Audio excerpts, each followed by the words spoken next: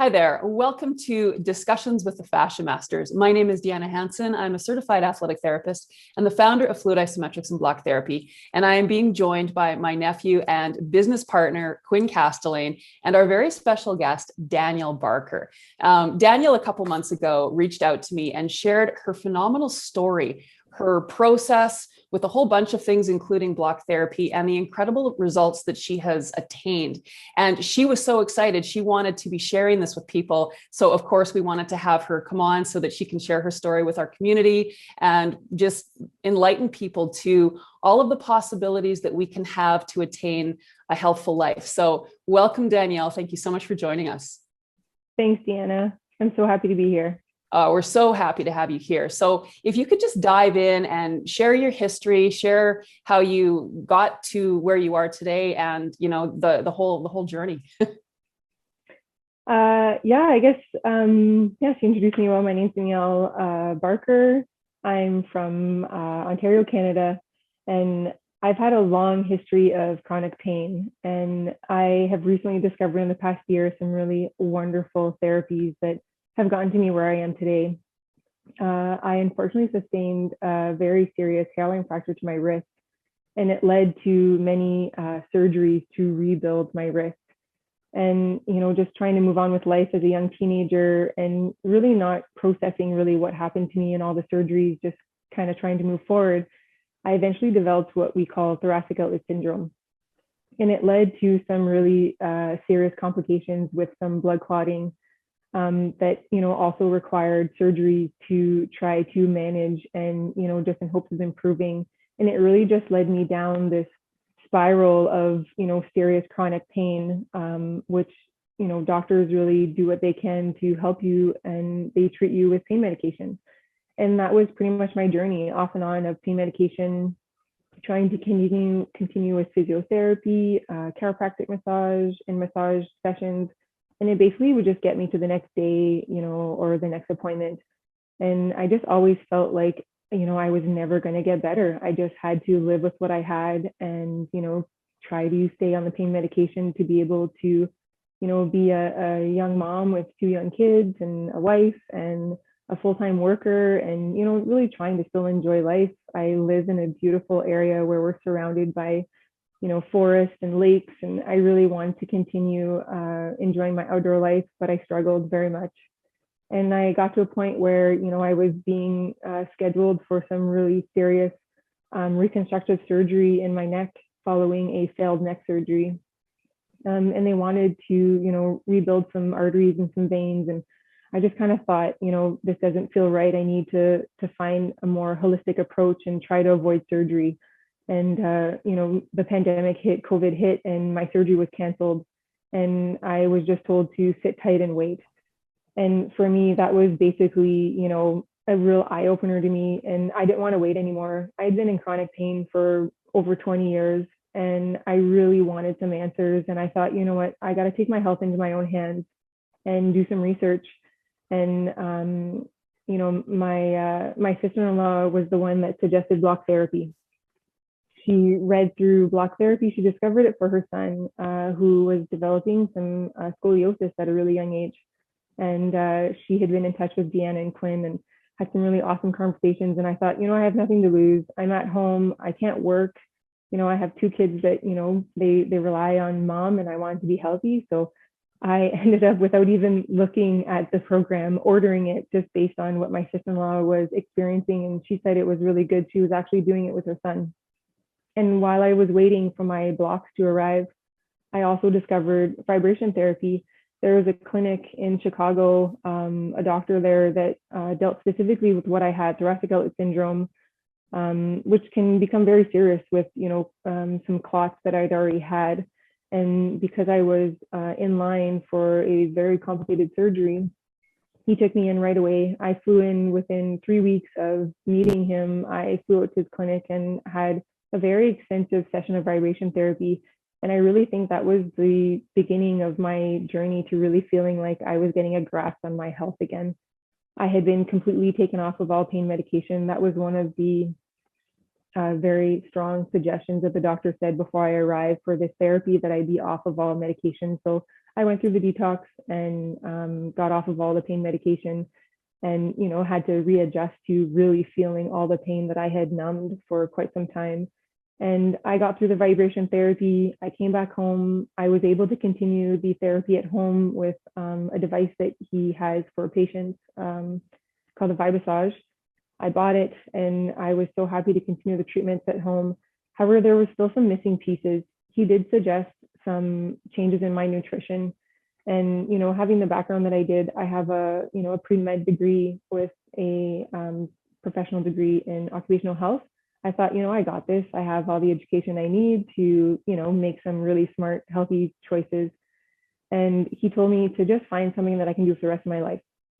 He basically got me in the mindset that, the vibration therapy isn't going to be this, do it for a couple of months and get better. It was going to be a lifestyle change. And that's where I really began my journey to really changing my life. And I have to say, it has been just, a whole new whirlwind of education and learning and struggles and success. And that's why I'm so happy to share this story, because the missing link to my healing was the block therapy. So I introduced it shortly after coming back home from Chicago. I did the vibration therapy and started the block therapy. And that really hit the key spots with releasing the fascia. With the surgeries, I've had over 7 surgeries on my right wrist, arm, and neck. So I had a lot of fascia. And, we think we know fascia till we see the videos from Quinn and Deanna. And you really just think like, I have this, like I explained to my son who's 6, he said, why are you doing all these therapies so much? And I told him I pretty much have like a Spider-Woman suit on from head to toe, and it's just twisted. And I want to be able to move like Spider-Man from one, area to the next. And so I told them that I'm just working on releasing my suit a little bit.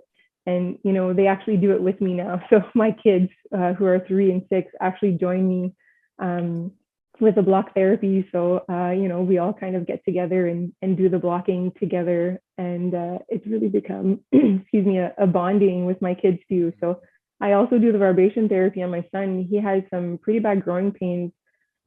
He goes through pretty serious growth spurts. So he once, asked me if it helps with your muscles, then it's got to help with mine. So I said, yeah. So we started doing some vibration therapy on him as well. And I don't need to give him Tylenol or Advil, kids Tylenol or Advil anymore. I'm able to use really holistic, non, pharmaceutical approaches to help him, which is great.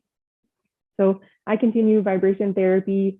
I was doing it, many times a day, smaller sessions, and now I'm able to really focus on what my body needs and really listen to my body.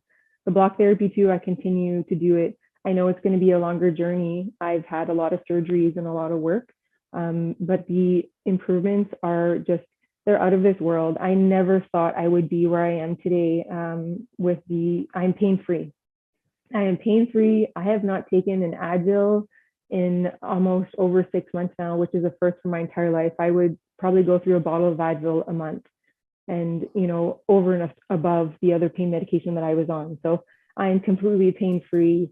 So happy to share this. And the other component with the vibration therapy and the block therapy was the nutrition. So I followed this great program. It was called Wild Fit. And he basically from the start said, this isn't a diet. If you want a diet, go somewhere else. This is a lifestyle change. You're going to change your life and you're going to live Wild Fit is what they call it. So when you finish the program, and it's not just, cutting everything out, it's really learning the psychological side of food and the marketing that they do. And like I was just explaining to Quinn and Deanna, as a mom, and you got 10 minutes at the grocery store and a really long list of stuff to get. You just want to hit the health food aisle, get all the stuff you need, the snacks, and get out of there. And with this program, I realized most of the stuff that's in there really isn't good. So it was really good. We've all kind of benefited from this transformation that I've done. My kids are really learning proper nutrition. And it's stuff that they won't learn in school. I know they won't, because I didn't learn any of it with my post-secondary education. And it's just been a real growing experience to really feel like I'm doing what I was supposed to do and I'm feeling great and pain-free. So I'm happy to share any of the information and anything that I'm doing with people that want to reach out to me. When you had sent me your before and after photo, it was truly unbelievable, the change in you. You literally radiate health now. And I think you mentioned you've also changed your size and shape quite significantly. And I was just speaking with the gentleman from WildFit, and I sent him a message to say, I didn't feel like I needed to lose weight. I was, very content in my body and, had 2 kids and knew I had a bit of weight to lose, but nothing, really, extraordinary. And I ended up losing 35 pounds. And Wow. I just, I wasn't a heavy person to start off with, but now I just feel strong and fit. And the vibration therapy program that I followed in Chicago also, he set me up with a really good strengthening program, specific exercises to gain back the muscle that I've lost. And he basically just told me that your muscle is just your body is so compressed and contorted that, you don't have the movement anymore. And, you guys talk about that a lot too, making sure that your ribs are moving. It's not just your rib cage around your spine, it's every single rib that has to move. And all the bones in your feet that have to move to kind of hold your structure. And when all of that is just jammed up, your muscles just don't know what to do. They kind of just try to hold you together with your skin and get you to walk and do what you need to do. So I actually feel now like I have movement, and through the block therapy program, I have flexibility that I never thought I would ever have. And it's not through doing yoga or, some serious stretching. It's just basically releasing the fascia. And I'm so flexible now. Even my son, he was joking with me, like, Mom, I didn't know your leg can go that far back. And it's like, yeah, like I've just released so much tension and stress and that fascia that was just holding me in such an awkward position. So I was able to really gain some muscle and really, follow this program. And it wasn't a hard, difficult program to follow. It just really focused on these key muscles to hold my structure up, hold that rib cage, where it should be, push my shoulders back. And it definitely was in combination with the block therapy and the vibration therapy together to kind of get everything moving and sitting where it should. And it feels great. It just warms my heart that you have adopted all of these things now as a lifestyle, and you're teaching your young ones this, because that will be what is normal for them. And it's so interesting that, things that are so simple to do, that make so much sense, that are so necessary for our longevity, it's lost on so many people because it's not out there in the mainstream information. And it really is a reframing of how we think about, spending time with our bodies, with our health, with our mindset, with our nutrition, all of those components. And to be able to bring that in as a family, I get so excited about that, because, the kids have this incredible opportunity today to really move forward in their lives from a completely different perspective than what my generation was given. And they also are dealing with some incredibly different challenges than my generation. So to be able to have a very systematic approach that's simple, that's just it's just becomes part of what we do every day. Then it's not like we have to take time out of our day to do things. It's, you exercise together as a family, block together as a family, cook healthy food together as a family, all of these things. It's just so exciting to see your changes and how you've adopted this into your lifestyle. And I'm so happy for you.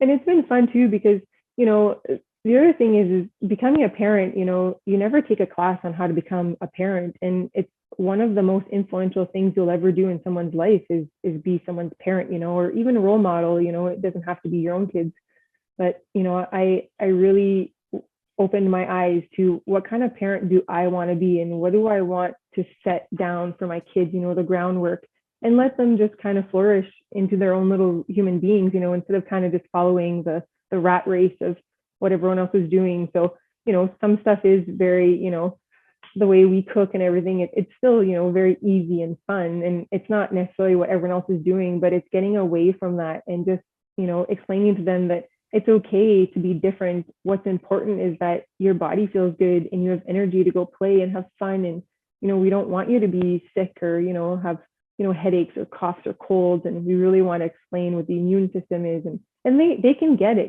This isn't too complicated for them. We really underestimate how smart our kids really are. And even introducing meditation, that was probably one of the best advice I've gotten from, I was seeing a pain doctor, pain specialist in Toronto last year. I had to do some pain injections because I just needed some really good type of relief. And he basically told me, I don't see you continuing this therapy because your head's not in wanting the medication. So he said, you know what, try mindfulness, try meditation. And I kind of took it with a grain of salt. I said, give me the information, I'll look into it. And I reached out to him a few months ago and told him that was the best advice I've ever gotten from an actual MD doctor. And I said, please don't stop. And he said, I'm so happy to hear back from you because I was so worried. You were so in so much pain, and you were so, you felt so lost. And I told him the meditation and the mindfulness that I picked up was definitely setting the pathways to being able to make these lifestyle changes, because they were difficult, but they were smooth and easier because my head was in it. And I was happy to do the changes. And, kids do have a lot of emotions, and they're learning how to deal with different emotions. They don't really know how to say them, and they mostly just act them out. When they're mad, and they'll do something to, be mad. And I'm trying to teach my kids through the meditation, how to kind of, you can say you're mad, but you can't throw things, or we can't hit, but it's okay to be mad. And it's understanding what it does to your body. And you don't want to tense up and be mad, but you can just take a deep breath. You can be mad, and you can say, listen, this really upset me that you did this. So it's, stuff that they don't teach you. Like, why don't they teach you this in school? It's so hard being a parent, they're like, yeah. And, it's been great, introducing the meditation and all of this to the kids. It's really changed my life as a parent and as a human being. And it's just been such a world of discovery this past year for me. And it's been great. I'm so excited to share it. Imagine if we were all taught meditation at a young age, how to control our emotions. And it's I love how you explain that. It's okay to feel mad, frustrated, any emotion. That's part of being human, but it's how do you control that? And I'm in a similar boat. I've been meditating for over a year now. And there's so much to know, because you can take it on any level you want, but just being more mindful and more aware of your body, your emotions, how you interact with people, and just reflect more. It's extremely powerful, and that does benefit your health. And I love how you've found so many of these different modalities that work for you, but really they're very similar to what I do. Of course, block therapy, meditation, healthy nutrition. I'm really into nutrition right now, and actually learning it from what's good for me, because I'm feeling more life force, more energy throughout my entire body that I've never felt before. Blocking is more, it's just my fascia is releasing faster now. It's staying more. Everything complements each other when it comes down to this. And yeah, you're finding some really cool, not theories, but formulas to teach young kids as well, because we actually have a Block for Kids program that's coming out. And I love how you're already doing that with your kids. Yes. So this would be really interesting to see what they think of this program, actually. This will be launching probably in January or so. Hey, Deanna. Yeah. Yeah. Well, the other thing that you guys talk about too, where I find meditation, I've been meditating for about a little over a year and a half now, very similar to you, Quinn. Mm-hmm. And when you're saying I had a really serious injury, it happened when I was 13. I was riding it was a moped dirt bike, and way too fast, all the wrong things, way too fast. I wiped out, knocked myself out. I had a really bad whiplash injury, and I shattered my wrist. And, the physical injury was one thing, but the mental trauma that caused me going forward, all the surgeries and, being out of school and then back in school and dealing with, a cast. And, as a kid, you're trying to wash yourself and you have this arm that's in a cast, your armpit, it's all those things that you don't deal with. And I feel the meditation kind of helped me release a lot of those things. But going back to the block therapy, you guys explained how your muscles have not only the physical muscle memory of, when you do an exercise, it's like, everyone says it's like riding a bike, but your muscle also has that trauma that's locked in it. And when you're releasing it, it's got to go somewhere. And if you don't release it properly through meditation, mindfulness, and those things, I think it'll just kind of fester somewhere else. Mm-hmm. And, our DNA and RNA is very, incredible. And, we can talk about cancer and that'll be a whole other thing. But I find the meditation, getting to where I am today, was really finding all those links, and like you said, having the strategies and the goals and knowing how to I didn't want to move the pain and frustration and fear that I had here, to another part of my body. I wanted to release it. And that was through meditation and just really understanding, this is the emotion.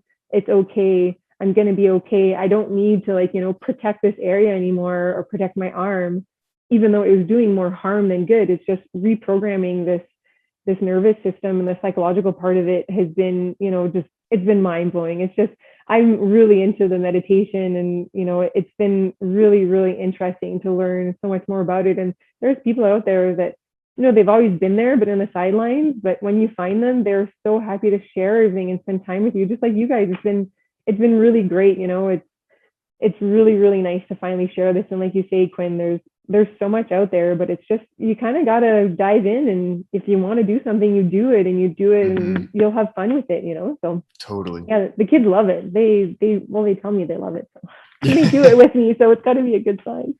That's awesome. That's super cool. Yeah, it's just a crazy journey that we'll always learn. And it really comes down to the lifestyle. And we were talking about that before. Like, it can come down to healing from an injury. It can come down to changing your nutrition, to meditation. It's not like, oh, I'm just going to meditate for a week and then I'll cure all of my mental illness, or I'll get rid of this, or I'll manifest my dream, or whatever it is. It's not how it works. No. It's not how anything works. And that's what we've been kind of taught and or conditioned, is to go on like a diet. And you mentioned this before, but going on a diet doesn't really make sense. Like, sure, there's cleanses and whatnot that I think are great as a complement that you can do. But if your base foundation's off, then you're going backwards. Like, you're not going to make actual true long-term improvement. So I think the whole mindset around it, I think mindset's like sometimes number one, because if you are thrown off and you just don't believe that block therapy or nutrition or meditation is going to help you, it's not going to help you. But also when you're doing it, like, hey, yes, it can help you to a degree, but it's not going to benefit you as much as it can. Like, if I'm doing a cleanse and I'm actually accepting the food and happy with it and releasing stuff and going with the flow of it, then that's going to be a lot more beneficial than me waking up every day and be like, oh, I have to do this and this and this. This is terrible. Like, this sucks. Yes. It's not going to benefit you nearly as much. Same with blocking and the emotions stored in there. You can surface the emotions, but as you mentioned, if they're trapped and you're not releasing them, they're going to stay trapped. So a lot of injuries, even for myself, have been emotion-based as well. Even from bodybuilding, I would go to the gym purposely, get very angry. This is when I was a lot younger, like 18, just so that I could lift more weight. And then I would like get mad and do it. Now I'm just storing anger in my tissue, anger in my body. So when I'm blocking certain areas, anger will surface, but I need to release that anger. And sure, there's many ways to release the anger. It comes down, like, for you, meditation. For me, it can be like, in the moment when I'm blocking, I need to tell my body to release it. I'm like, you're not accepted here anymore. Like, go away. And it's always going to happen. Like, we're going to store emotions in our body throughout our entire life, but the more intelligent and aware we become, the less we'll be able to allow those energies to store themselves. And then we'll be able to release them a lot more effectively as well. Well, you guys talk a lot about, cause sites and pain sites. And it's really interesting. It could be applied in so many ways. Like, society, I feel, is really just looking for the pain sites, like, my stomach's upset, I'll do a cleanse to cleanse my stomach and I'll be good to go. But it's really the cause site of your stomach being upset, may not be coming from your stomach.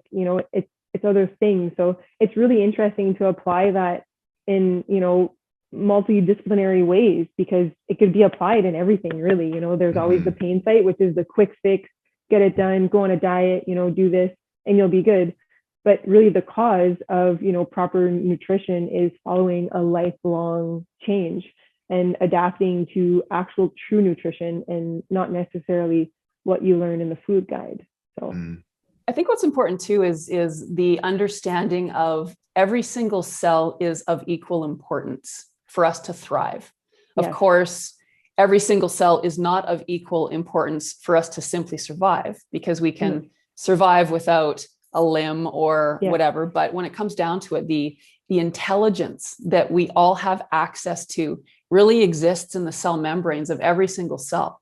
So when we can have the space and treat every part of the body with equal respect, whether it's your baby toe or your face, so many of us care so much about how we appear to others. So, I want a flat belly, or, I want nice skin or whatever it is, but you're like, everything is equally important. And that's the part that I really love about what you're sharing, because you're working with this combination of different modalities and nutrition to essentially create space through your entire body. The vibration, like when we're eating good food, we have less inflammation, therefore we have more space. We have more space when we vibrate every single part of the body, when we block and release adhesions everywhere. We're making sure that we send that blood and oxygen to every single cell, and we keep every single cell cleared of any negativity, whether it's palpable material or emotional baggage that is magnetically sealed and stuck in those fascial binds. So it's so interesting to just really get the understanding that space is what we need. God lives in the space. That's the beautiful part. The energy travels through the space. So the more spacious we are, the more healthy we are in general. And then we can have the patience, because patience requires space. If somebody's really getting us going and we feel that anger, if we don't have the space, we want to lash out, we want to react immediately. But if we have space, we can say, wait a minute, this isn't even my problem. It's this person's issue, and I'm going to respond accordingly. So it's really cool when you just give yourself that little bit of room to not react in a timely or in a time sense. It changes everything and the perception of how life is. So it's so exciting, again, for me to hear that you're bringing your kids up already with this mindset. They're leaders of the future, because so many kids don't have that understanding and are growing up in this extremely convenience reactive based world that is not serving any of us very well. And I think there's going to be a really big turn in the next decade as to how we live, how we approach each other, how we approach the planet, everything. So I sure hope so. Keep doing what you're doing. I know, I was going to say. Oh, yes. man.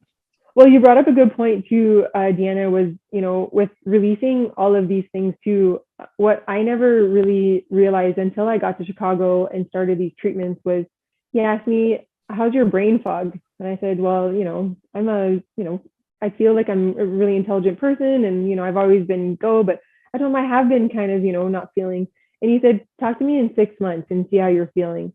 And at 3 months, it was like, whoa. I actually called him and said, my brain is back.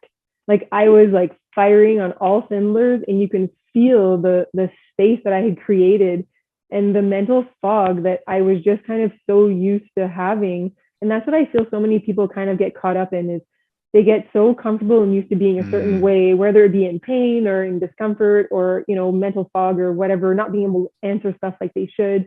They kind of just become really complacent.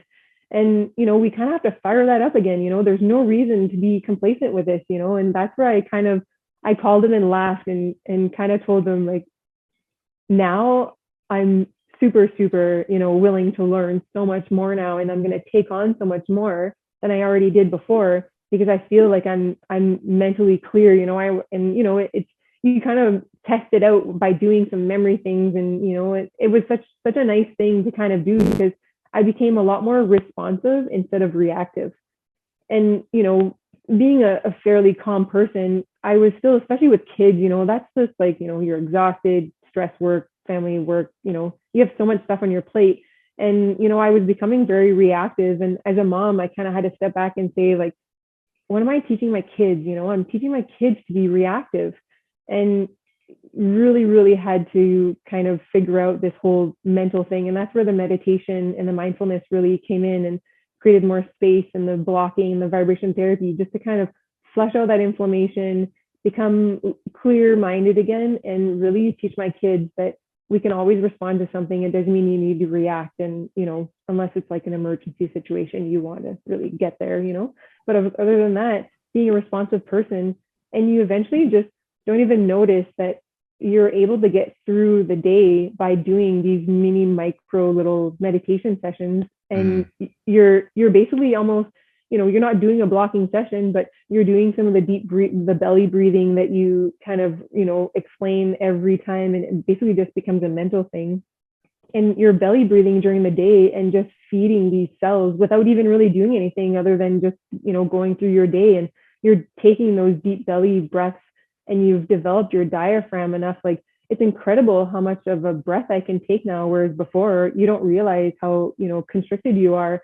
And I'm able to take a deep breath now. And, we all know the body needs oxygen. So you're able to take these bigger breaths and, handle so much more, because, you're just, like you say, you're creating this space to breathe and to think and to move. And it kind of all just works together. It's really, really such an amazing thing. It's amazing too how adaptable we are as humans, and we can adapt in good or bad ways very, very quickly. Like if you look at that healthy baby who is born naturally breathing diaphragmatically, and then by the time they're whatever age they are, and you really assess the breath, it's really changed and shifted from where it was naturally, because pain, fear, and stress cause us to reactively hold the breath. So if, again, kids know that that's what happens, but that doesn't mean that needs to be something we adapt towards, that we can still maintain this incredible mechanism. Like, we want to have Ferraris that we drive around the world, not, little K cars. My very first car, which cost me $1,000 and I think died in a month. That's the reality. Like, we can learn how to drive these beautiful containers we were given to house our souls, and to really experience all of the incredible things that we were put here to experience, all the different sensations and tastes and smells, and the creative abilities that we have, that we are using so little of because we're so caught up in the pain and the stress and the fear. And that, I think, has really become something we've adapted to just so normally. And it was really kind of comical. Last week, Quinn and I were filming our next free series, and it was 90 minutes on the pelvic floor. So this wasn't three times 30. Yeah. So three 30-minute classes. Yeah. And so this wasn't a painless experience at all. In fact, it was probably one of the most painful series that we did together. It was hands down the most painful series I've ever done in my life. we're coming toward the end of the third class, and more than your face. Yeah. Trust me. Yes, and in the beginning of the definitely. first third class, we started in the center and then moved forward, and there's a lot more pain there. And then we started to lean back, and we got more to the back part of the perineum, which was so comforting in relation. So I remember Quinn made a comment, something like, "Oh my God, like I'm just in heaven here." And it's like, wow, like everything is so relative. It's so interesting how heaven can still be a place of significant sensation that's painful, but in comparison to what we just had. So just, that understanding that what can be good today might tomorrow not be good. And it could be the exact same thing, just based on our perception of where we're at. And to be able to really understand that, and then reframe how we look at those kinds of things, it's really fun. I remember once years ago when I was at the peak of my stress, business wise, I had just lost $100,000 in 3 months. I had, there was a whole bunch of things. And then I got served papers. I was sued. And it was interesting because I was very much aware in that moment that as soon as I received these, I didn't feel anything stressful, because it was like, I'm already this stressed. There's really nothing else you can throw at me right now, because I've kind of hit my ceiling. So this just is all just more noise.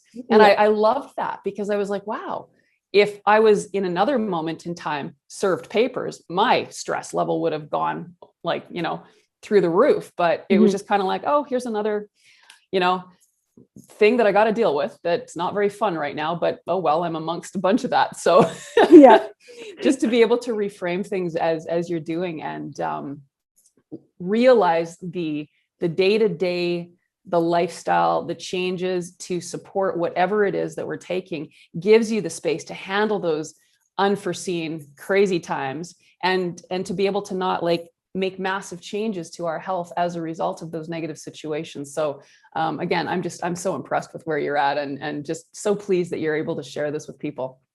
You really, I take it to heart now, you stop and smell the roses. It's been a saying for so many years, and I think people just take it for granted, and you really do appreciate so many more moments now, like I'm able to sit down and just appreciate, these little moments that I just, was just in the rat race before, to just get through to the next activity or the next day or the next week, or, and I'm really able to, really sit there and enjoy things that I thought I always enjoyed before, till I see them now. And now I'm really enjoying them.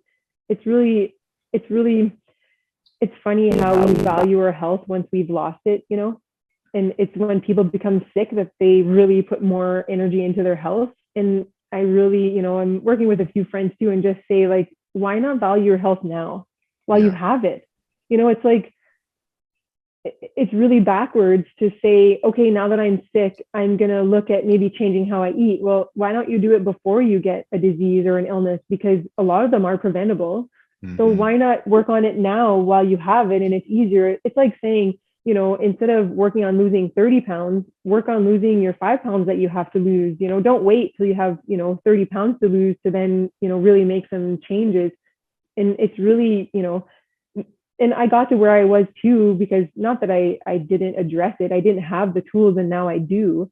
But it was more, I did let some things go because I just got caught up with, I got to get this done, and I got to get to work, and I got to, and I really took for granted the health that I did have until I really hit rock bottom. And like the picture showed, I really wasn't feeling well.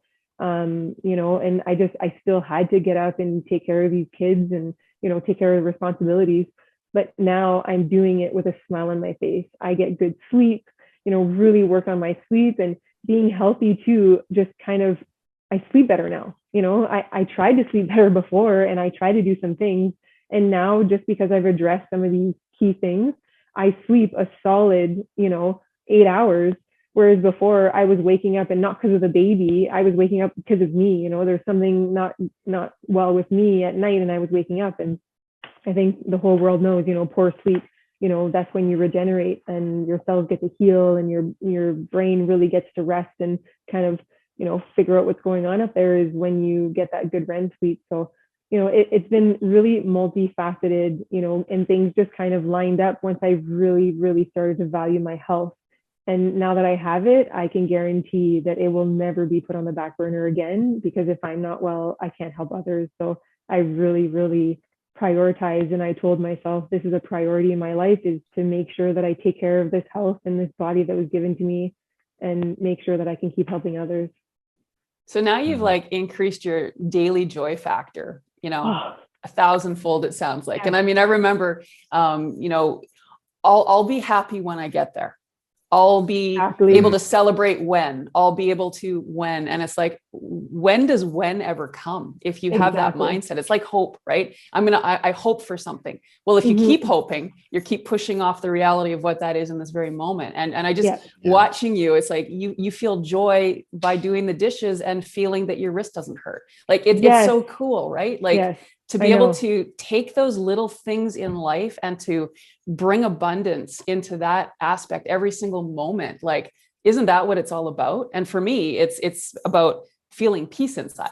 So wherever there's space, there's peace, there's potential for joy in how we look at things. And that's really what we want, is we want to feel joy all the time. And I mean, I'm aware that it's challenging to feel joy all the time, especially when things are so out of this world crazy, but to still be able to feel it even amongst that, like that's the real key. And that's what we need to teach everybody, because we don't have control over what's going on out here. We have control, I think, of how we influence what's going on out here, but we also have to be in the world that we're living in with all the challenges that we have. So to be able to put that over there and still within yourself, have every cell smiling and saying, wow, I'm so proud that I get to live in this container because I'm expressing my true self and all the gifts that I'm here to share. And I mean, you're doing that. And it's so evident just by how you speak, how you smile, how you share. I love it. I'm so happy.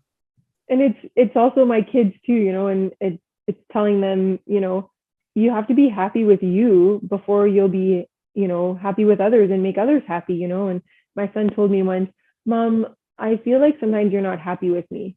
And I said, well, sometimes I may be, you know, disappointed with some of your choices, but I said, how do they make you feel? You know, I said, you know, some of the things you've done, you know, haven't been really appropriate. And you know, it's really sitting down and doing that parent thing and taking the time to sit with them and say, how did it make you feel? And really teaching them that you need to know how you feel and how things make you feel. And if they make you feel happy, then you will be happy. Mom's not going to make you happy, you know, like, you know, I said, you know, you're their parent and you love them so much and you can give them the world, but it doesn't necessarily mean that they're going to be happy.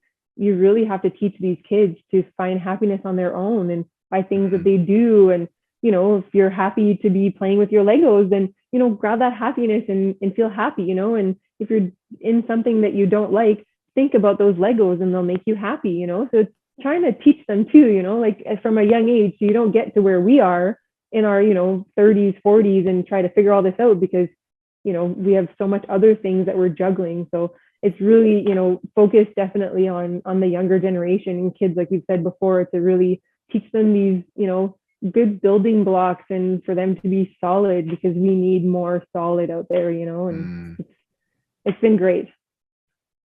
Absolutely. Quinn, do you have anything more to add? Well, I just think like in general, like you're really living in the present moment. And that's something that has taken me some time to learn because Deanna explained exactly what I was like. I'm like, okay, I'll be happy when I get there. I'll be happy when I get there. It's like, okay, I'll feel calm when we finally get to this point. Oh, but it's like, that takes all of the fun out of it. Like I was always taught when I was young, if we're going on a family trip or something, half the fun is the journey or half the fun is actually getting there. And essentially, you're short circuiting that to just take away the journey. The journey is where everything happens. Like everything happens. When you're at that point, it's like, okay, well, now what type of thing. So exactly. But yeah. And that's why a lot of athletes even get super depressed after they accomplish a major goal. Like if you win the Olympics and you're a gold medalist, or you win the Stanley Cup, whatever it is, like a lot of these athletes are heavily depressed because it's like, okay, well, we did it. Now what? Like, okay, I'm retired. Now what? But it's that climb, it's that journey, and just being in the moment to appreciate it enough. And it takes time to get there because like, it's easy to say, but it can be hard to do at times. But once you do it and you live it and you practice it like any other thing, it's going back to that whole conversation. Like, you're not just going to do block therapy for a few days and think that you're fixing your chronic pain. You're not going to meditate for a few days and think that you're going to manifest this or be in the present moment. Like find a routine that you can do every single day and make it your lifestyle and make it simple. And once you start adding one simple thing in, it's going to complement other things, and you're going to want to add in more things and take out more things. That's even something Deanna taught me, like add in something positive. Don't just take out something right away. And that's going to kind of automatically take out a negative thing because you're like, I just put all this positivity in. Why am I still holding on to this? Okay, get rid of you. So that's what I found works really well for me, because Deanna even mentioned like smiling when you're doing the dishes. I used to hate doing the dishes. I don't even care about that. I kind of like it. I like cooking. I like doing all these things. It's weird. It's because you're just more present, and the more you practice, you're going to improve with being even more present, and how external influences or events that happen won't actually affect you, because ultimately it comes down to how you respond or react to anything else that's happening. If somebody comes up to me and says, Quinn, you're like the biggest loser, I just wouldn't care anymore. When I was younger, I'm just be like, man, probably like, like it's just funny. So I don't know. I think that's really what we all have to, I think that's going to be a big shift for humanity, is to teach people all of these things. Like start young and just Yeah. start developing a good lifestyle. And they all complement each other, and you're going to be not so good at certain things. You might catch on to other things a little bit quicker, but it's all part of it. It's all part of the journey. It's all part of figuring it out. And there's no end point, which is the greatest thing. Same with block therapy. There's no end point to unlocking the restrictions in your tissue and continually improving your health.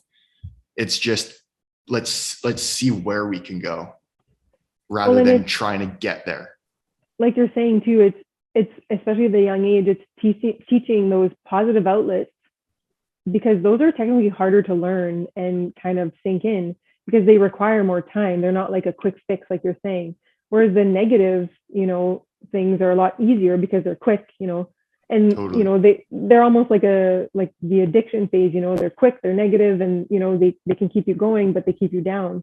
Whereas the positive, teaching the kids is kind of like you got an open book with them. They don't really have the exposure to all of those things yet. So if we can try to introduce more positive at a young age, you really hope that as they grow up, they really just adopt more of those positive things, because they've basically been ingrained from a young age to do those things, and they're able to cope with being called a loser at a young age, instead of totally breaking down or feeling like you're the loser and reacting. They'll be able to say, no, I know I'm not a loser, and it doesn't matter what you say, and they can understand those feelings and move on with their day and not have their whole day ruined. And as you get older, you face different things and different challenges, but having those, that's my mindset on the kids, is having those building blocks as as young as possible. Like my daughter's 3, and we already do some little meditations, and they're not hour long, but they're just little building blocks. And now they come to me and ask me, can we do a meditation, Mom? And when they started asking me that, I thought, this stuff has to be working, because they're asking me to sit down quietly, calmly, for even just 5 minutes and breathe. This has got to be working, because they're coming to me now. So, and it's just so great, so definitely living the moment. It's smelling the roses every day, like you say, smiling when you do the dishes, vacuuming, all those chores that are so mundane and typically boring are now fun, and they're just part of life, and you're doing them with a smile, because you're just happy to be here and be healthy and be living, really living. So regarding your thoracic outlet syndrome, you have, in my view, you're the expert on so many things, but this is a really serious condition. And I believe you had shared with me that you were one of the top 2 worst cases that your doctor had ever seen with that issue. Yeah, he said I had bilateral, so on both sides, developed vascular. So it was the venous and the arterial thoracic outlet, which is, I think, 2% of the population that has that. And it had just become so severe that I had developed a form of compartmental syndrome in my one arm, where the flow was so restricted that I had, constant coldness, not a little bit of swelling, and just blue discoloration in my arm. And it just, became very, stressful, because I had to hold my arm like perpendicular to my body all the time. And I became to guard it all the time, because however the position I had it, I really felt like I can't die of a blood clot, and then you have the mental stress of, I've already had a blood clot, I can get another one. And, I might not be so lucky this time. I was so lucky the last time it got stuck, and it stayed there, but the next time might not be so lucky. So thoracic outlet syndrome, I think it's a combination of, like, from what this doctor explains too, and he nails he nails it right on the head, is it's a combination of chronic compression of the body. And you guys hit that too with fascia.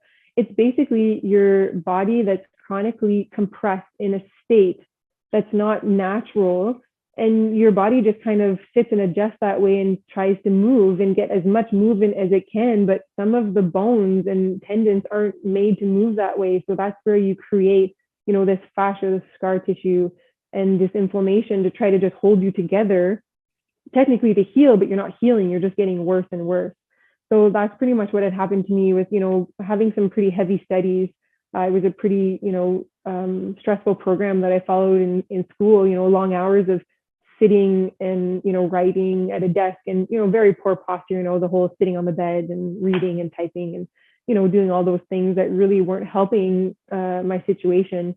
And it got me to the point where, if my right arm was down, I was cutting the blood flow to my arm.